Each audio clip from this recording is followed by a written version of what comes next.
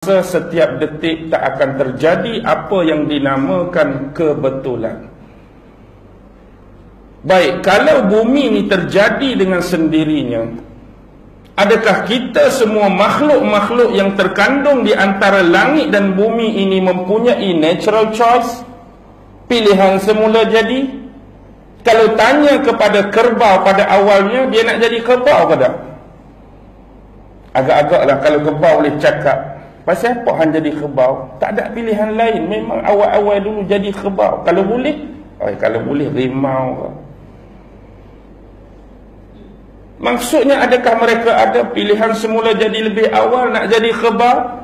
Mereka ada pilihan semula jadi awal nak jadi rimau? Mereka ada pilihan semula jadi awal nak jadi binatang tu binatang ni? Dan kalau ditanyakan kepada anda sendiri, kalau jadi manusia ni pun agak-agak sebenar nak bangsa apa? Mak Saleh ke, Arab ke, Cina ke, Melayu ke? Impian masa kecil-kecil dulu bang, kalau boleh tengok pada orang lain tu, hak tu cantik, hak tu